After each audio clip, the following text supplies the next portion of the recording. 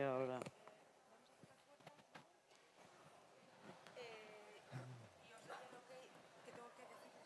Vale. Vale.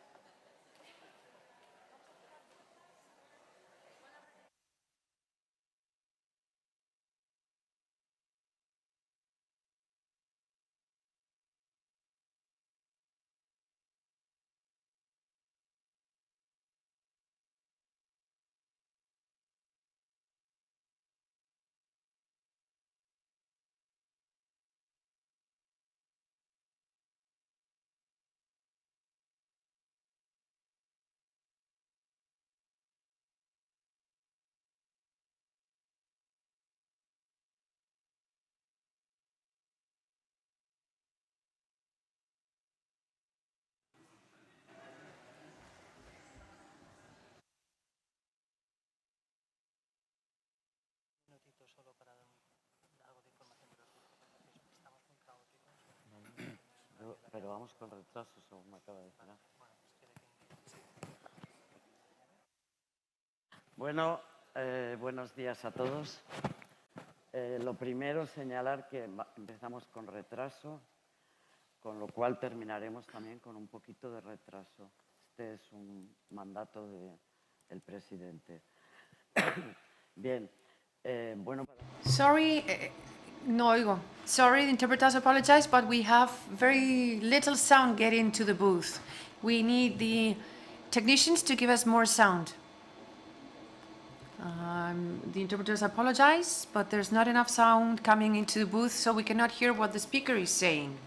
No me voy a meter ahí, pero la verdad es que es un momento muy propicio para pensar la ética. We do apologize, but there's not enough sound getting into the booth. El mundo está muy descafeinado, muy desmoralizado, muy perdido, las personas, todos. Así que creo que pensar la ética, no la ética más allá de los códigos éticos, porque los códigos éticos... Ethic codes, we are aware of them, and can find them. The ethics, I'm talking about the ethics more in the sense of the good doing as professionals of psychotherapy. We are committed towards the well-doing of our work. If we do it well, if we're fine, the people who come to visit us will also be able to center themselves. Something else which is important for me is that, at least for the first time for me, is that we are Spaniards and Europeans going through differences that in the past were extreme. And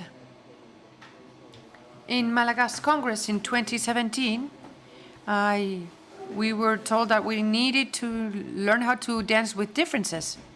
So, as it's been suggested, during this time I've been listening, this is what we invite you to do, to dance with ethics. I don't know how that is done, but the girls who did their show, I'm sure they know.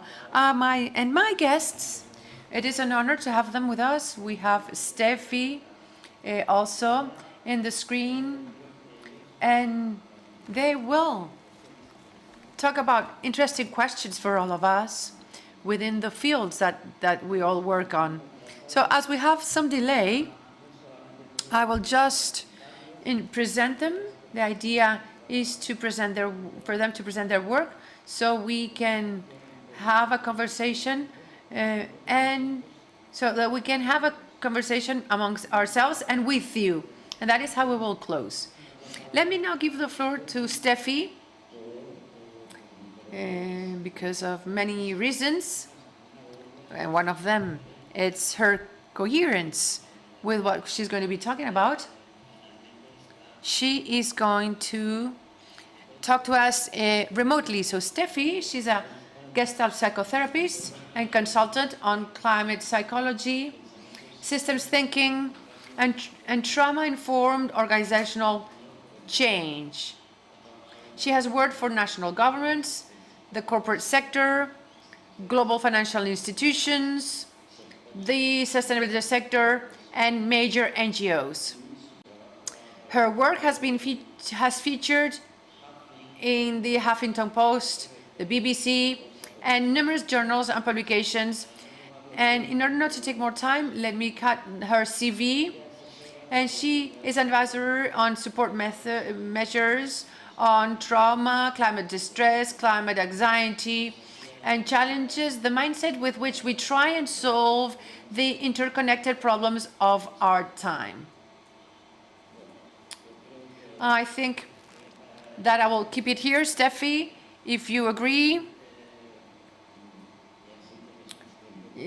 so that you have more time to just talk about your work. Thank you, Steffi. You have the floor. You have 18 minutes. 18 minutes. Okay. I should have paid more attention at school when I had Spanish. I just, because I don't have the headphones, but I kind of understood a bit what you were saying. Thank you for the introduction, and I loved your presentation, Tomaž. I really loved your passion, and so interesting.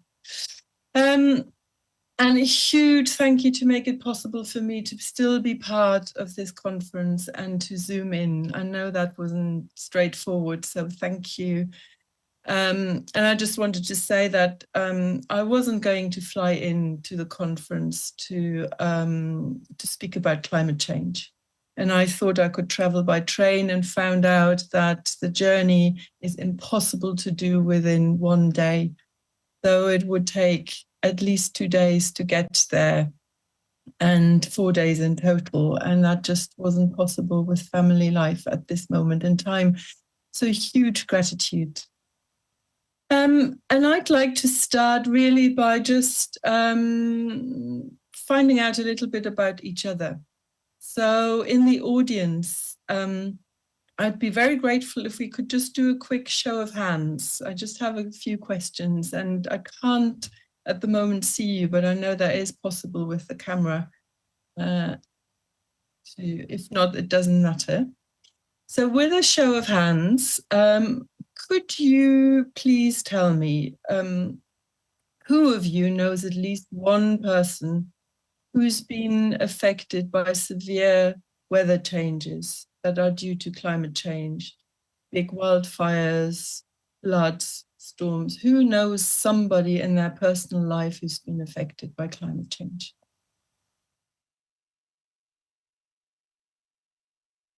So have a look around.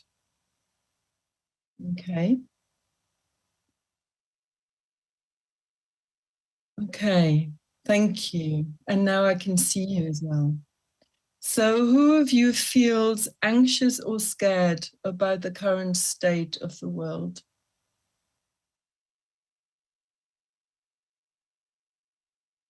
So have a look around. As far as I can see, that's almost everyone.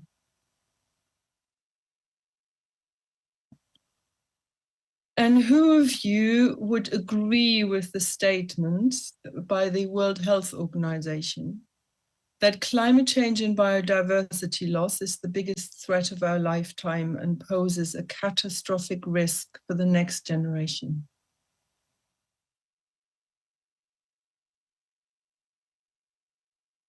So again, have a look around. And the last question is, how many of you speak regularly about this risk with your clients in your consulting rooms?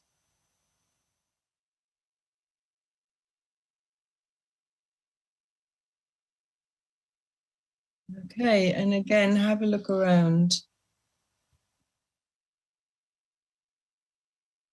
So I'm going to share my screen with you, if that's possible. Oopsie. Right, just bear with me.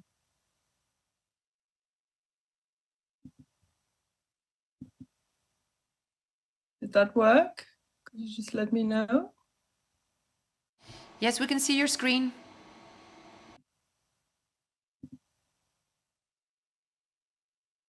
Can you see the screen?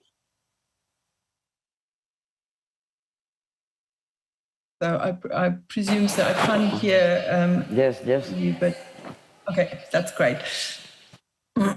So let's have a look at statistics. 55% of people in the UK felt that climate change had negatively affected their mental health to varying degrees. And that was in 2020, a survey by YouGov and the British Association for Counselling and Psychotherapy, and they surveyed 5,000 people. 10,000, so this is the biggest study that has ever been carried out on young people aged 16 to 26 years old. And that's my colleague from the Climate Psychology Alliance called Caroline Hickman. This was published in the medical journal in the Lancet and went all the way up to the UN, who considered this report. So out of 10,000 young people in 10 countries, including the global north and the global south, 75% of young people feel that their future is frightening. And 45% of them have such strong feelings that their daily lives are affected by this fear. That is a huge proportion of our future leaders in all sorts of professions. And it's the first time in the history that young people in that age range across the globe are affected by the same mental health issue. So this is a massively large scale. And what we find is that it's not that people are not affected by climate change, but mostly, and this is not just in psychotherapy, it is in most cultures, that we don't talk about it. And when asked, people often don't talk to anyone about these feelings. And so this is started to be named a social construction of silence. And research has shown that this is, whilst this is in the general society, that it's also something that is evident in psychotherapy, in our consulting rooms. So I have seen that there were actually quite a lot of people that showed their hand that you regularly talk about it, but it was far less than hands about feelings of anxiety in the room. And so this is very much reflected by research. And then the question is, why is that? And of course, there are multiple factors, and I can't go into all the factors here today. This is not what this short talk is about. If you're interested in that, I can give you some pointers of where to find out more information. And I've edited a book that will be published next year. And as part of that, Trudy Macanino, she did her PhD research on this question. Why is that? Why don't we talk about it, especially in psychotherapy, when psychotherapy is supposed to offer a space where we talk about the most private fears and the most traumatic events? So how come we don't talk about a fear that both therapist and client often feel and are affected by?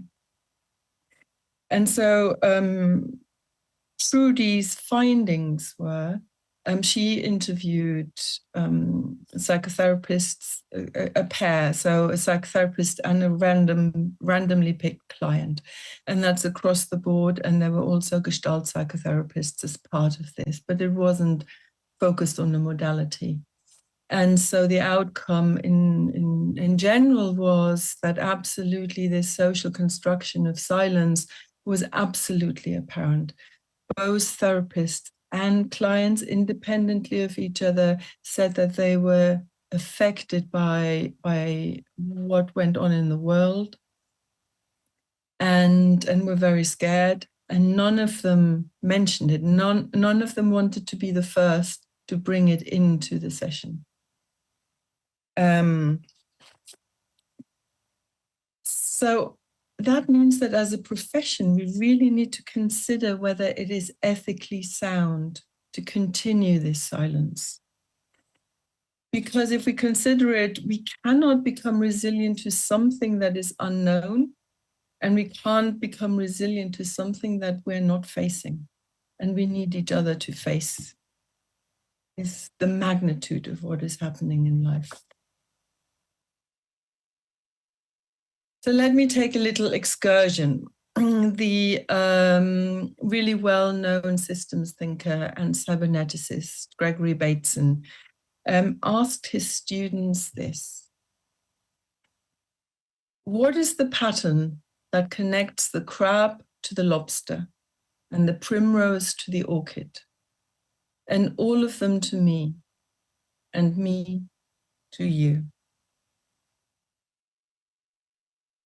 So Bateson was really interested in the apparent randomness that seems inherent in connecting patterns. So he looked at systems and how systems form patterns. And we can only see the connection between seemingly unrelated and random things if we actually start to zoom out of a mechanistic way of seeing the world. That things in isolated and very linear lines.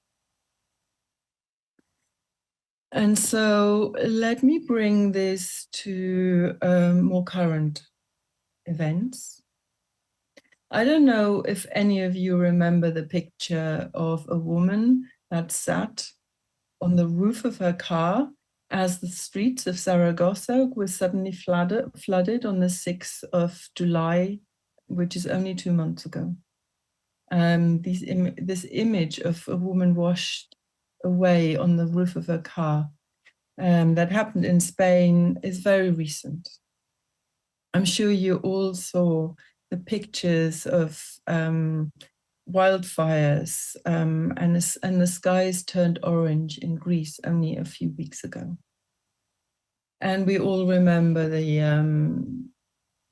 orange air in New York due to the wildfires in Canada.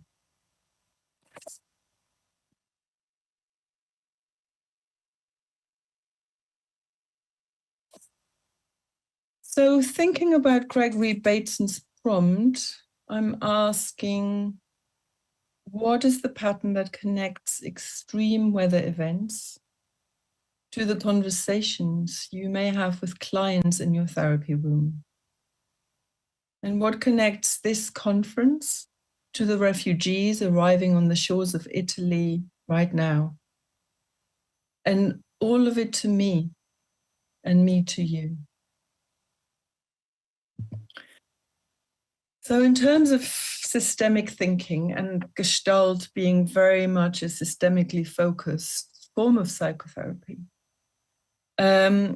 it tells us that, of course, there's no single, easy, linear answer to this question. And yet, even though it's really difficult to find one answer, there are connections. And I suggest here that if we really start and follow the connections that we make, that we come to a point where our professional ethical guidelines, not just as Gestalt psychotherapists, psychotherapy in general, that we come to a point where these guidelines no longer work for us, no longer allow an interconnected vision, and that our ethical frameworks are not really adequate enough for an interconnected way of seeing.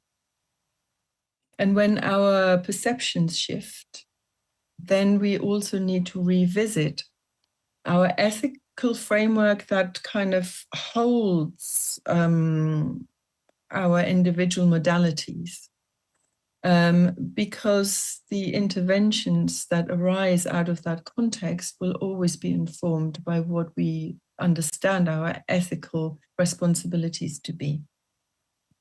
And so the question I want to raise here is our professional ethical framework fit to include the magnitude of what is happening to life on Earth at this moment in time? And you may ask, what does climate change have to do with psychotherapy, with our theories, with our practice, or with the way we organize conferences? So, and the answer that we get to that question really depends on our epistemological and ontological lens that we use. So if we stay within the linear perspective of separability, then climate change is caused by an excess of CO2 in the atmosphere, and psychotherapy is about people's mental health. Two separate things. If I, however, shift my perspective to the interconnected nature of living systems, then climate change is no longer just a problem with an excess of CO2 in the atmosphere. When I shift in that way, then climate change is a problem with the perception of life and with the perception of life as separable. And when I shift my awareness to the fragmentation of life, then climate change starts to be everywhere. Then climate change is in the way I perceive the world as separate and as matter that is at my disposal. Then climate change is in the education system. It's in the banking system, in the political system. It is in technology, in business, in the media, in the way we relate to others and in the way that we relate to ourselves. It's in the way we parent our children, in our dreams and in our hopes, in the way we eat our breakfast, in the way we perceive mental health, in our ethical frameworks, and in our psychotherapeutic outlook, and in some of our theories. The American psychotherapist Donna Orange proposed in her book about climate change that our professional moral and ethical principles as a profession of psychotherapy are mostly based on preserving the existing social order. And that the fact that this social order that we maybe unintentionally preserve is harmful to life. And this fact is often obscured in our professional practices, our theories, and our institutions. And Donna Orange points out that cultural denial is so effective because it's insidious, because it is in everything, and because we have created means that protect us from really noticing. So we're invested in keeping it invisible. And therefore, it becomes normal. It's just the way we do things around here.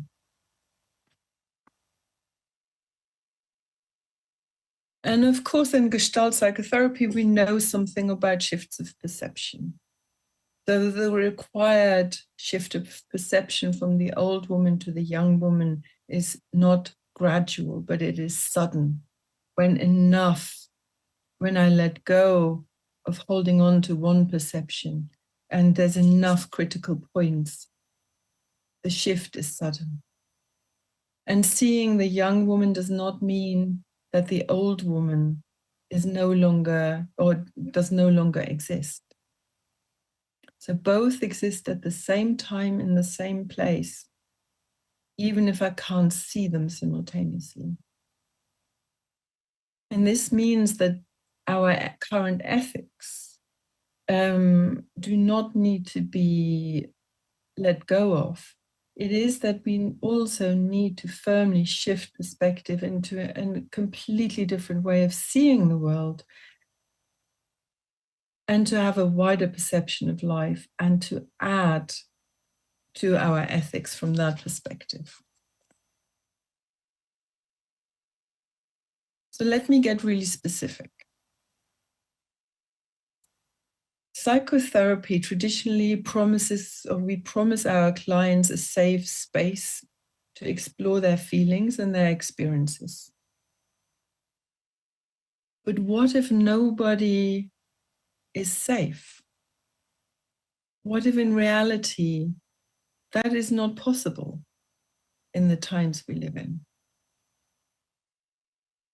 So in a time of climate breakdown, I think we must consider who or what we're intending to keep safe, and really what safety really means, and who or what is actually excluded from what we even think about in terms of safety. So what we also know from research is that the client's distress about the state of the world has the capacity to make the psychotherapist feel unsafe. It has an impact on their sense of safety and vice versa. And within that space of not wanting to frighten each other or to enter awkward conversations, there's a really uncomfortable silence that has arisen. And for many, and that's what Tomaž talked about,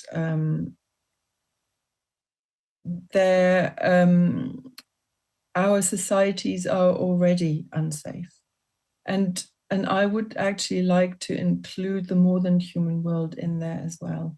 So if we only attend to how humans can be safe, again, we're leaving out the lichen and the rivers and the foxes and the badgers from who we think is worth to experience safety. So I'm asking you, how does our profession participate in this culture of uncare, in a profession that is actually often called the caring profession? And who do we believe deserves this care? So my colleague, psychoanalyst colleague, but also climate psychologist Sally Weintraub says this: the biggest conflict we face in life is between the concerned part of us that loves reality and the more narcissistic and vain part of us that hates reality when it thwarts our wishes and deflates our view of ourselves.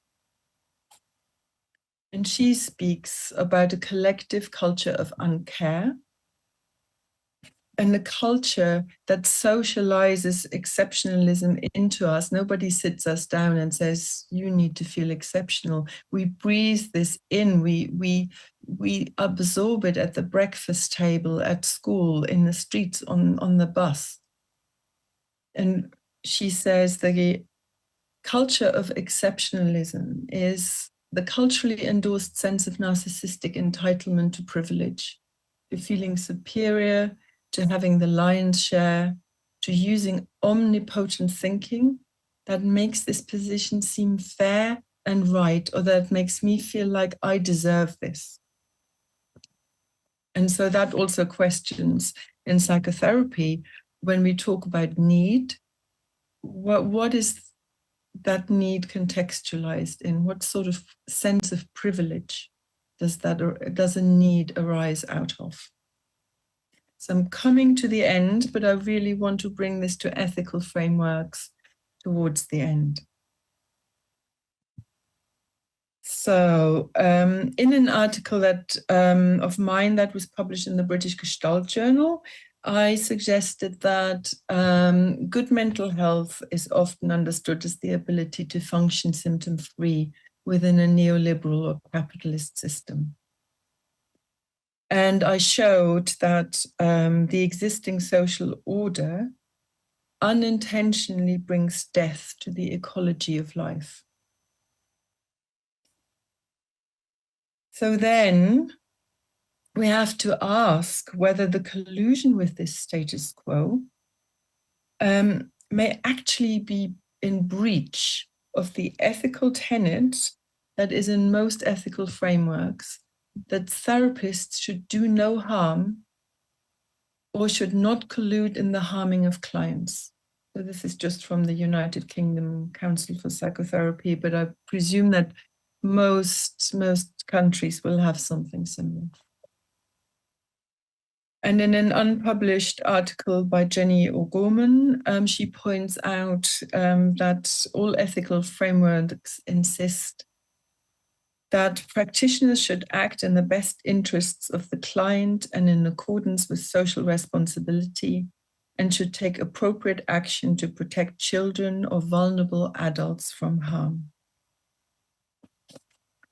So currently, our ethical frameworks mostly focus on the well-being of the individual client, and that often is seen as separate from the world, and definitely separate from the more than human world. And O'Gorman asks us, how shall we handle actions that may be individually gratifying to our clients and maybe even to ourselves, but that are collectively harmful to something that is beyond the individual and beyond human beings? How do we handle this when clients do things that in the common way of looking seem fine, but actually when we start to widen our vision, they cause harm? And currently, I would argue that our ethical frameworks actually inhibit us from challenging this kind of paradigm. And lastly, I just want to bring to your attention that many of our ethical frameworks state that practitioners who incur criminal charges must disclose this to their regulatory body, and that criminal convictions may result in deregistration.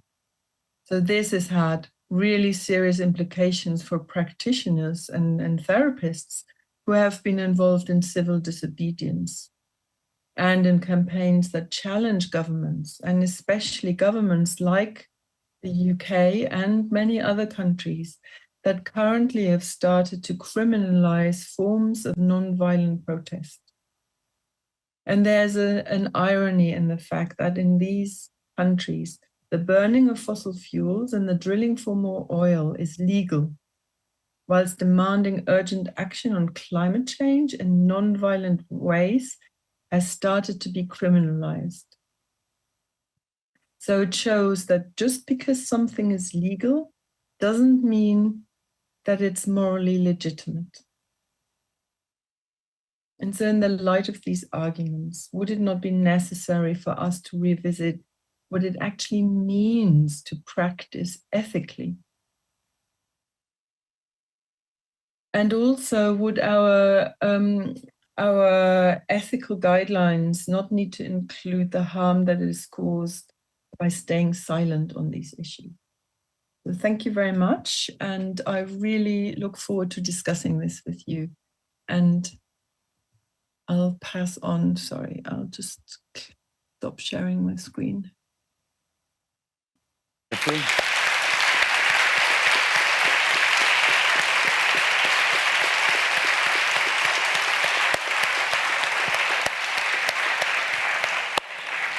Muchas gracias. Bien, con el movimiento interno que... There's been quite a few things happening.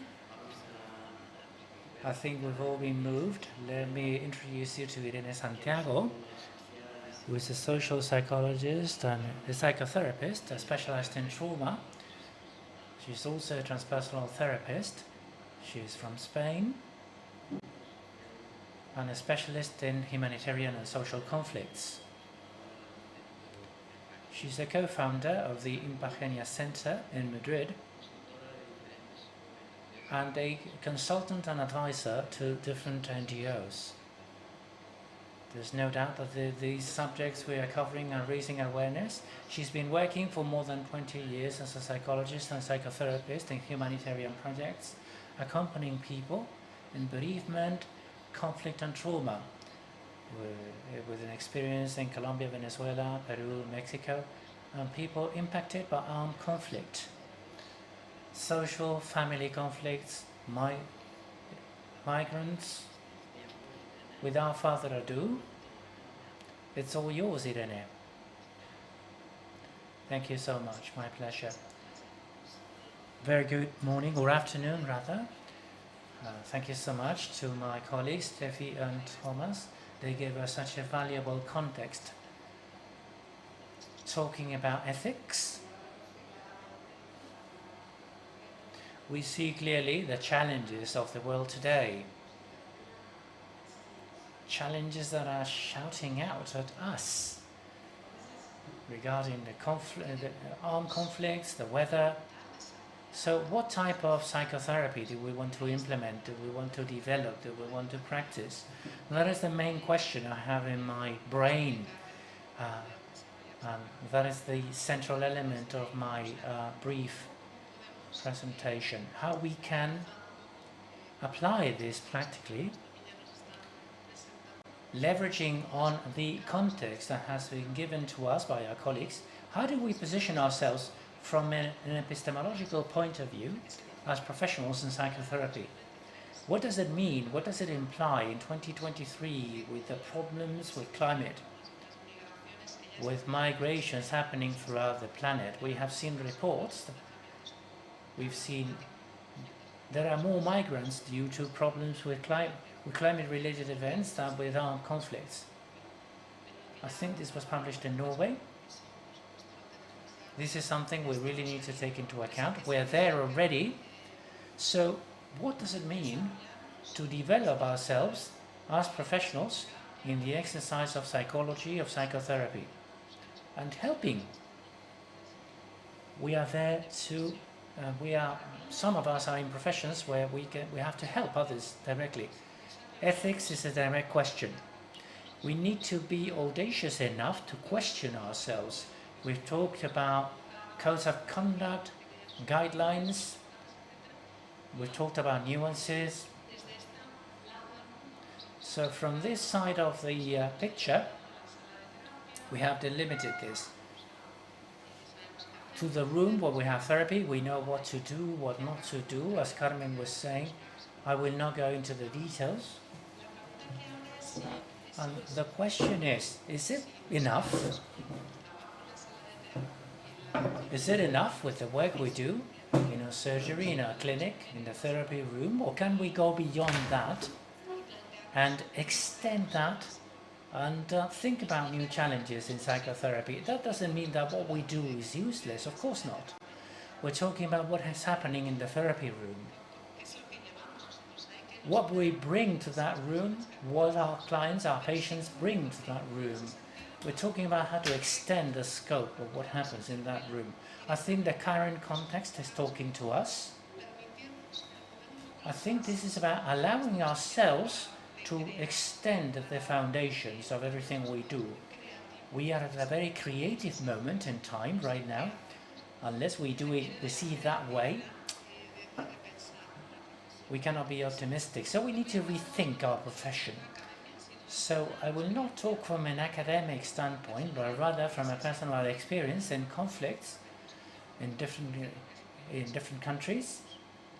This is what I have been doing in the last 20 plus years, where I have developed my work as a psychologist.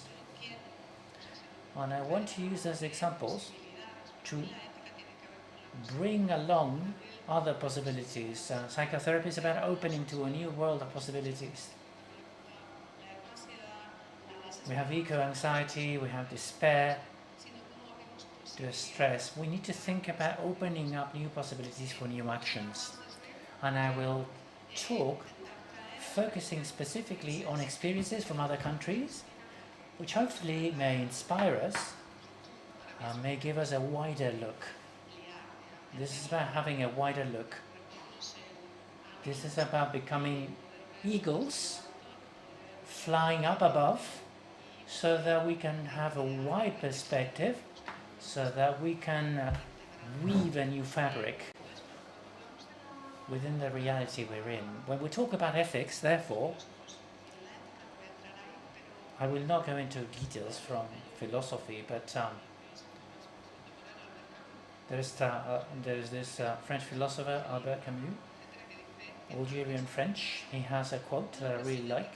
A man without ethics, I would say a woman as well, of course, a man with no ethics is a wild beast released into this world. So whether we like it or not, we have a role to play. That's how I see it. What will we do with this?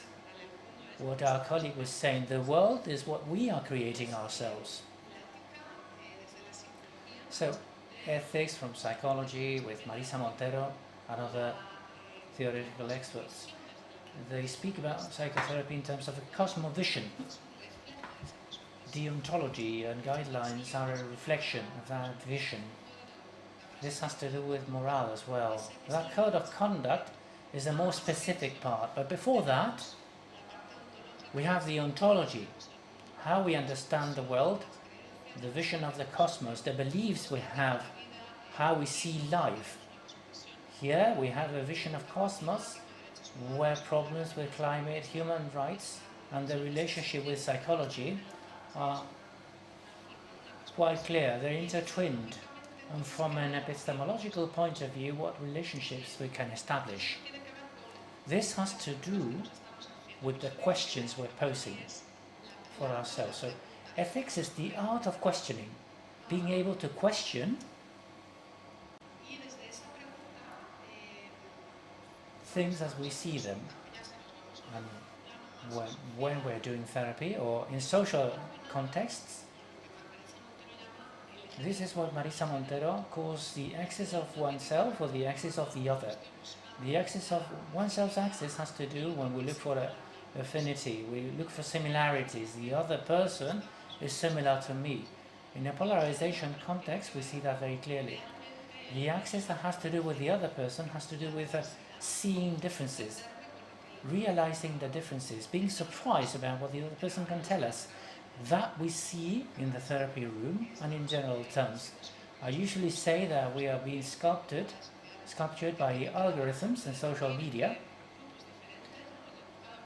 We are no longer discussing things with other groups, but rather we are approaching people that are more similar to ourselves.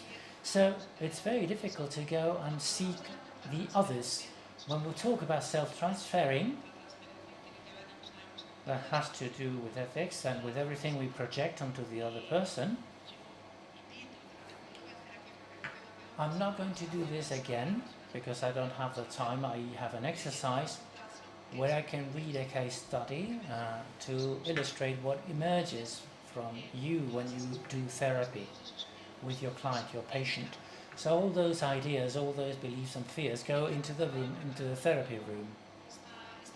I was wondering, when getting ready for this presentation, whether in this context of polarization,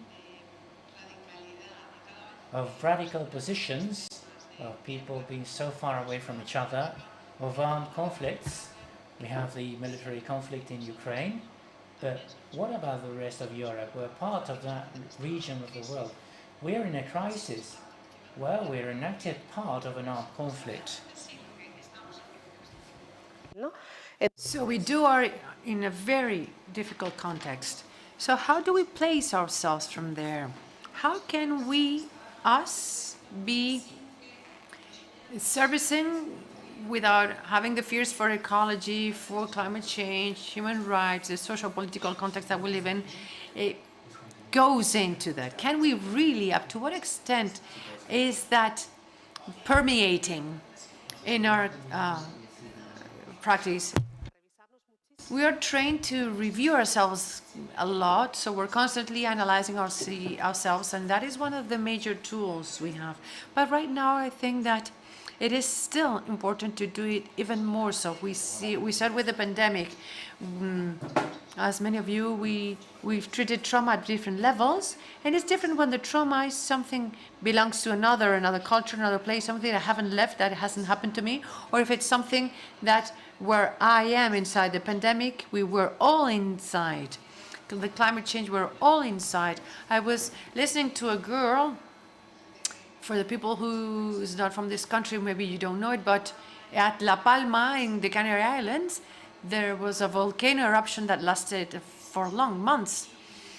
And I was at my office with a girl that had lost the house because of the volcano eruption. So what happens to me when I sit closer or not as close to the trauma or the wound of the other person? How do I accompany if I'm inside? The pandemic affected me quite a lot. I was accompanying people. We all accompanied people that were having hard times with the pandemic. I don't know how you see it, but in 2022, for me, many of my colleagues, we had a kind of a crisis. Well, we've been helping others, but now we fall and we had to stand up. So the context affects us, it calls us, and we're taking care of people. So apart from taking care of ourselves in order to take care of the others, but we are in a very limited context. Something that I learned in Venezuela, in Colombia, Mexico, Peru, countries where I've been living and working, is where's the place where we place ourselves when this case implodes us? In this context where what I've seen in people have lived extreme violence, horrifying situations, very difficult situations to go through and to overcome. So what's the role of psychologists? Well, in those faraway countries, well, we have to think of it. So that bubble we had of Europe, of safety, the culture of sectionality is broken, that feeling of, no, this doesn't happen here. And it is happening here since some time. We feel it in our skin, that affects us, it touches us. So what kind of psychology are we going to do? We cannot allow ourselves to treat only symptoms. I know that we are at Gestalt, mystic therapy. So we need to take away pathologies and humanize, and that's the path we have to walk through, humanize more contexts. And vindicating that our psychologies, and psychology has a power. The ethics is the foundation, the action is the power. We have power to act, we have a place as a group, then each one will decide and will define the place. But as a group, not only as Gestalt psychology, but psychology, we have a place, we have power for action that can contribute. So to what extent do we think that this fits in our framework, our paradigm? Should we redefine our paradigm? Maybe we should define the paradigm, and maybe we will dare to do so. In LATAM, the different countries where I've worked, we talked about walking by the side of people, embracing the pain, placing ourselves somewhere and redefining mental health. So in countries such as these ones, when we will talk about welfare state, we talk about health, physical health, mental health, as an individual something. Ignacio Martín Baro, he's a psychologist you might know from Valladolid, Spain, but he's worked in El Salvador for many, many years. And he was working this conflict in El Salvador, and he defines that mental health is the materialization in the person of the factors and the macrostructural effects of the socio-political, of our history, of the socio-economy, and how that goes through the psyche of people, the health of people, not only mental and emotional health, but physical health. I've worked in Colombia, and we cannot test it with other colleagues, but we've seen a lot of cancer and many physical manifestations that we sense that they are related to the situation. We have no facts to say there's a cause and effect, but we know that human beings, we have a holistic view, yes, so we know that all that is related. So what's the place, what's the role of psychology? Well, maybe I propose, and it's what we all do, and we think that we do psychology to take care of life, not only to protect the health or to take care of health, but to protect life. Life in all its expressions, maybe not only ours, the human being's life, but if we go to a more ecological plane, breaking anthropocentrism and digging into other reflections. So we think about mental health from a wider scope. We have other doors open in Colombia. we work with trauma as we work in here, but we've included the post-traumatic growth. People must have resources, looking at people not as beings that they've lost something and they'll go through grief, but there are resources also. There are many medicines, as a Colombian colleague says, who talks about the medicine we all have in ourselves. So maybe the role of the therapist has to do with that look, how we look to our clients or the groups we work with, to be able to see that medicine that activates. And from that stance, we strengthen ourselves. The transcultural element is essential too. I've worked a lot with people, refugees. That's crystal clear there, because there's a very different culture far away from mine.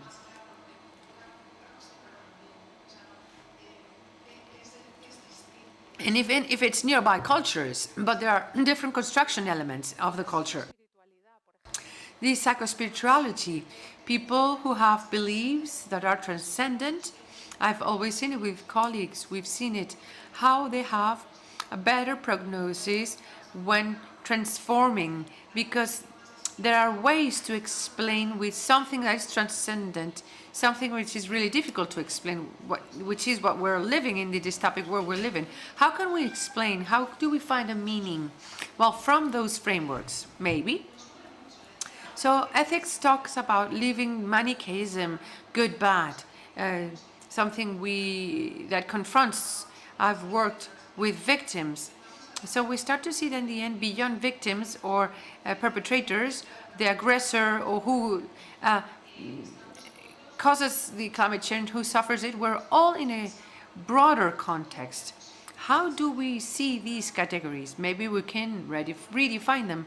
In Colombia, there is an interesting job done by colleagues with people that have suffered, that have been victims of the conflict with perpetrators, and they're generating repair processes within the framework of the ecology, nature, because it's exuberant back there in Colombia, and that transcends, and they're leaving the category of victim and perpetrators. So they do not aim at who's the victim, who's the perpetrator. We're people in conflicts, people united by pain, and from that pain that unites us, that's where we can reweave relations. And we've had forgiveness processes, not induced process, but organic forgiveness processes. So sorry I did this, I forgave you. An ex-combatant of the FARC asking for the mercy of one of these ladies because he participated in massacres and he killed youngsters from her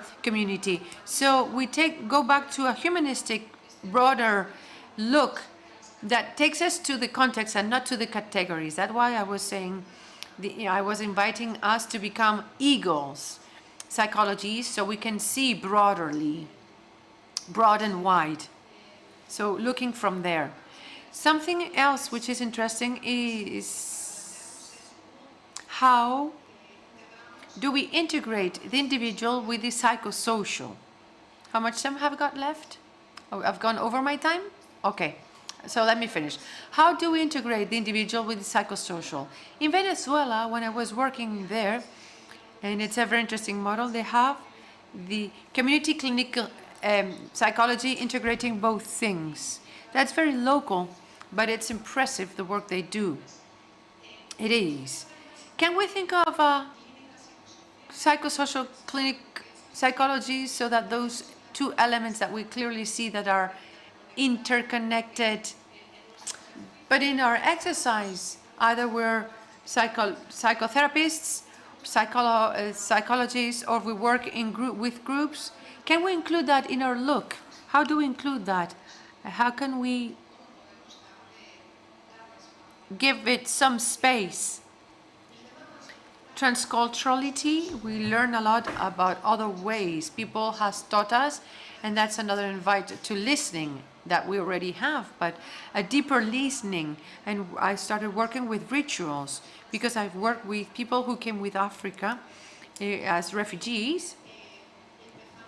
And it was their own proper language. Even coming here, we did a rooting work by planting plants, seeding plants. So things that are seem to be simple, but they have a background, a meaning, and that allows us to move. So let's move from the place we are to open and think about what is it that we need, what's the pain, and from that empathy we have, and that's being able to connect beyond that understanding, connecting with that deep listening that allows me to read the other person, allows me to listen and to feel that pain, that wound, and from that on, accompany. So by deeply listening to at that level, we can get part of the language of the people. We can accompany people that come from other cultures with our own proper and their own proper languages. We can expand our working ways. So let me convey a message that I tell myself of hope. Yes, there's many things we can do. There's an author I like to read, Jean-Paul Lederer. He's a theoretician, a researcher who works in conflict mediation since long. He's got a book titled Moral Imagination, and he thinks about that when constructing peace, that's Titanic, in conflict societies, divided societies. And he says how imagination allows to create a reality. We must be able to imagine paths, a world, imagine psychology, what are the possibilities it has to, from then on, develop. So with that invite of having that broad look, allowing ourselves to move and imagine. And let me close, because I know I've taken more time,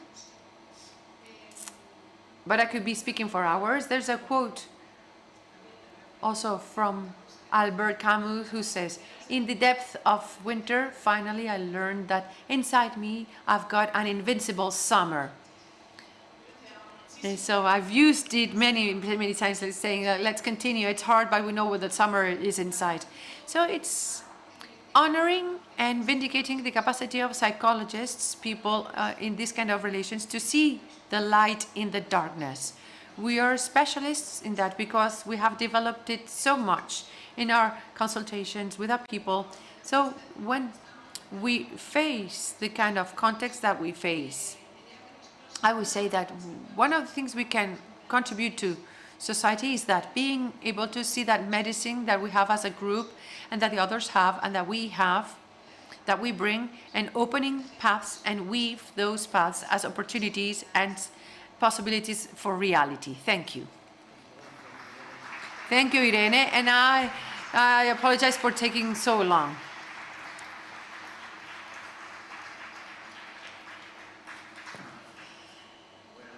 Well, personally, I could stay for hours and hours talking with the three of you, but we have 15 minutes. We should have finished at 1:30. We started with some delay. I would like to give the floor to the audience, because debating amongst ourselves is going to be impossible, at least right now. So if anyone from the floor wants to make a question, just go ahead. We have a microphone. We should be having a microphone. We have 3 questions. Okay, go ahead then. Is there a microphone? Yes, here it comes. So raise your hands. At the end of this row, the person in white.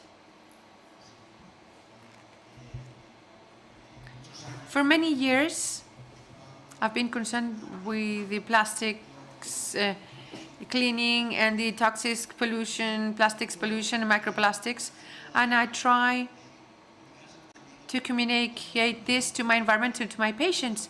But there's a B side of that awareness raising that I don't know how can we manage it, because the youngsters, adolescents, teenagers have eco-anxiety. It's something they did not have, we did not have in the past, 20, 30 years ago. So really, people have anxiety crisis, and they do suffer, and they don't want to have children because they don't want to pollute the planet, and some are even becoming sterilized in the US because, so up to what extent or how can you see that we are creating pathologies amongst the teenagers from the good intention of improving with the planet? How can we frame that? That's very interesting. Anyone willing to answer?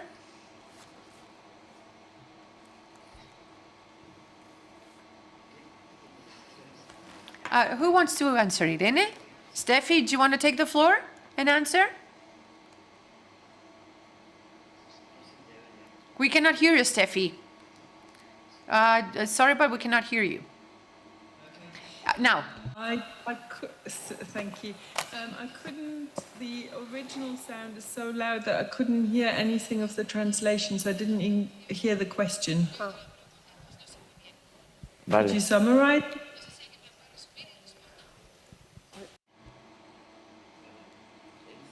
The question is something that is really interesting. Can you hear me? Because it's the same effect that the positive psychology is having. We are just introducing fear by introducing an ideal. So youngsters are afraid and threatened because of these measures we're taking to save the world. It's like they have anxiety crisis because of, I don't know, microplastics or because of polluting the world.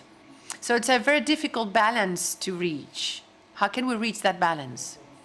How can we raise awareness but not creating pathology amongst the youngsters, especially when dealing with the environment, because they will be inheriting the world? Está bien traducido. Do you understand the question? I think I understood, and I do have a response. So, well, there's two responses. One is in the field of trauma, and the other one is in the field about psychotherapy. So, in a way, as a psychotherapist, I see my task of supporting a person to actually be able to take in more of the way their situation really is, rather than the way they want to see the situation. And I think culturally we're very much in a bubble. What I tried to say with this culture of exceptionalism and narcissism, that we have created a bubble of the way we want to see the world. There's another systems thinker called Alfred Korzybski, who famously said the map is not the territory. And what that means is that the idea we have about what is right and wrong for young people, and even our psychological or psychotherapeutic frameworks, they are already an abstraction from reality. And right now, what's happening is that actually the world is giving us feedback that we have been caught up more in ideas than paying attention to the fabric of life. So we have overlaid a map that told us that the world is separable. And so the cost of that is very real. And I would compare that to symptoms that clients bring to psychotherapy. And of course, they are going to feel threatened if we're asking our clients to look around and to really take in their current situation. And that can be overwhelming. But to then, and that often happens in the media, we're told that we are the ones who damage the client, or we are the one who damage young people because they start to see the way things really are. Well, that's just flipping things around. It's the absence of action that is taken that is the damaging factor. It's not the fact that we're actually raising awareness. However, there also needs to be support in place. And I think in the media currently, it is true that mostly the news is very overwhelming and there's very, very little support that is offered as a sort of public health measure. And that, I think, is really dangerous. It's the lack of support. It's not the fact that we're talking about it. And I don't know if I understood the question right, but that's my answer.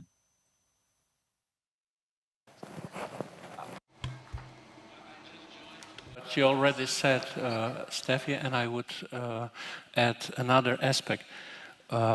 And this is the title of our conference. It's exactly the idea, not looking away, as you said, seeing the reality, but then not get lost in the sense of powerlessness.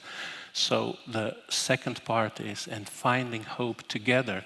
And I think also the problem is this culture of individualism when we are all atomized and separated, and we have to find ways of connecting and share also this feeling of helplessness, but then it can transform into something else. And yes, action is then also needed. So, if I may add, I do agree. The eco-anxiety is something that we can treat in therapy, but also psychosocially, because of one reason. It's a problem that comes from the public sphere. It is happening in the public sphere. So it's kind of, for me, how do we give back to the public? I mean, not privatizing the harm or pathologize it, because it generates in the public sphere with the political dimension.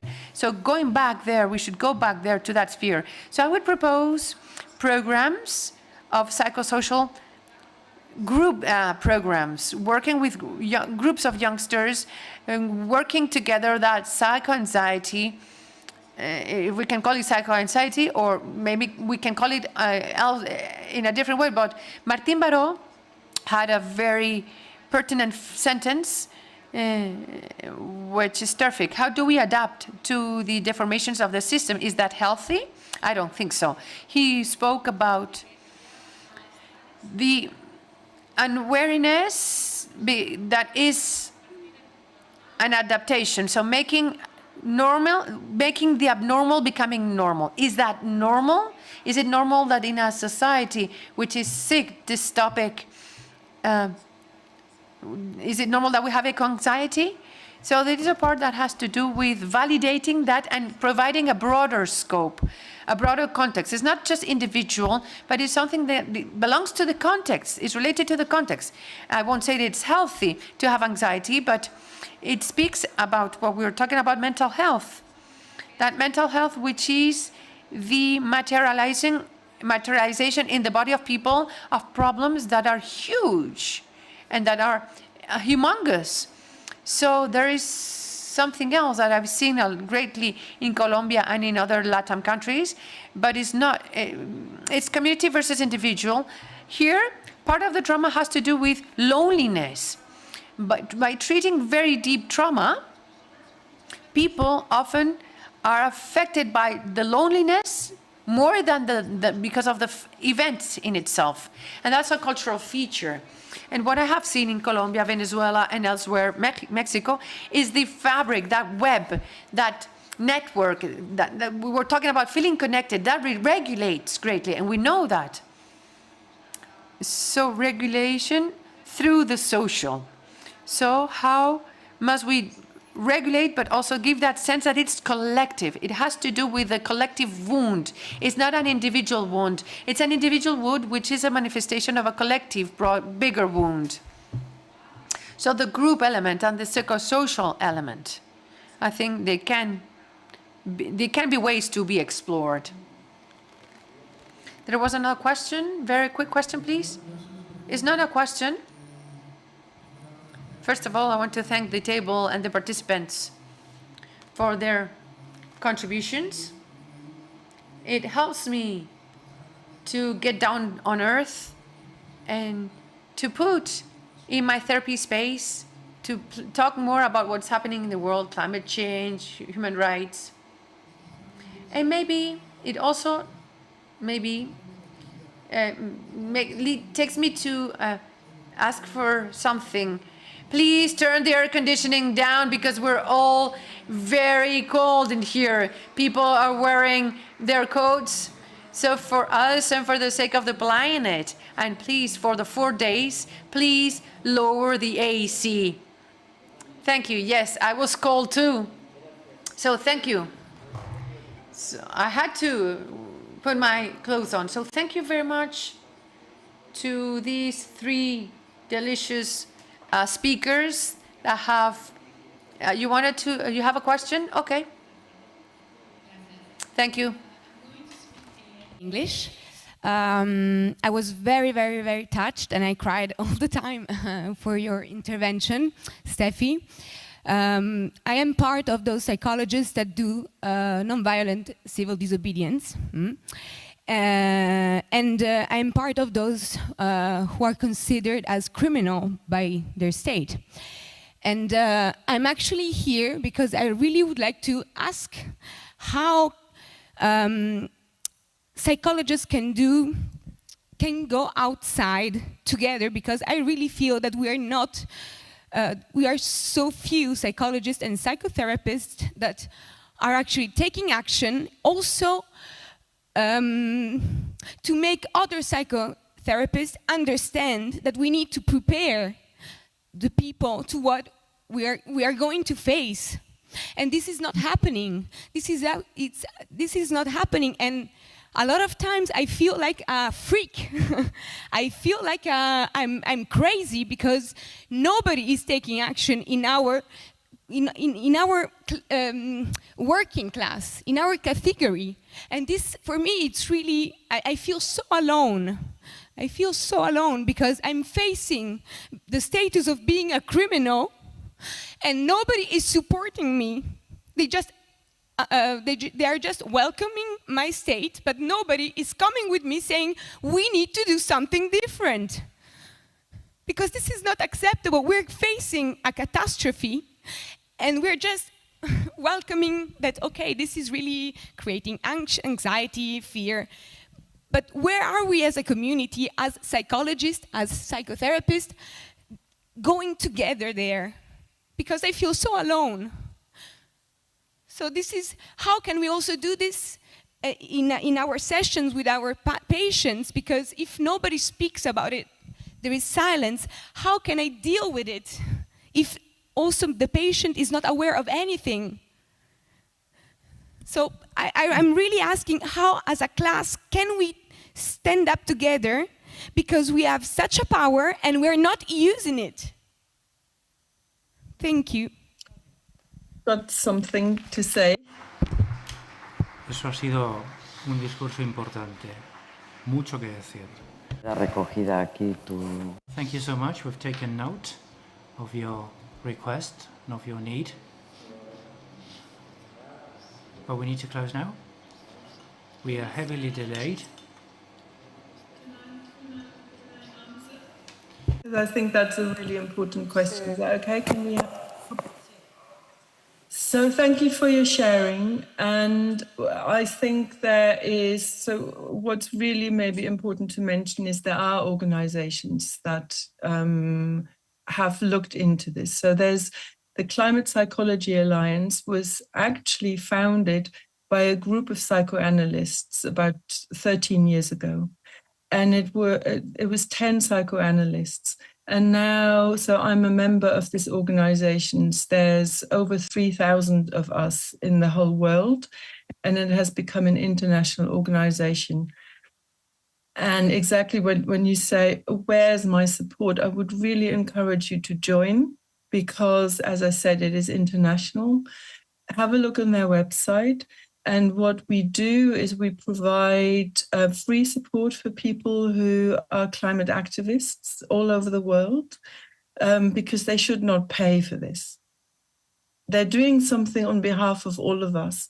And if I'm a psychotherapist and for whatever reason I feel like I am not able to do civil disobedience or to be active, then that's what I can offer. I can offer free sessions for people who do this on our behalf.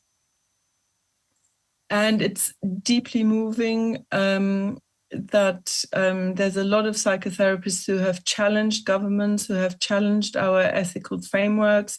There's a group of people who work currently in the UK on changing the way we practice. And we, like I work in the House of Commons in the UK, because we need, and you're absolutely right, it is not enough to just work with client after client. This is such a massive threat. So we actually need methods beyond the individual. We need to bring our skills out into working on massive scale that we haven't even begun to develop methodologies for. That's where we need to come together and say, we need to think beyond the private therapy room. And we also need to know how to think beyond our discipline. We need to do this with people that ordinarily we would. We're also fragmented. We're all little niches as psychotherapists. Why don't we work with people who are engineers and who work in the banking system? So we need to do this together. Yo agradezco mucho la respuesta. I'm very grateful for that answer. Could you say the name again for that association? Perdón. Climate Psychology Alliance. Alianza de Psicólogos por el Clima. Okay. Muchas gracias. Thank you so much, Steffi, for your contribution.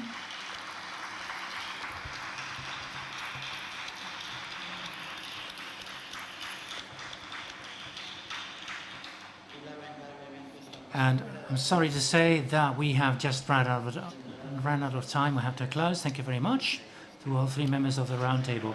Steffi has gone. Thank you. Vale, te veo mañana. Voy echando leches. Bueno, chaval, nos vemos mañana.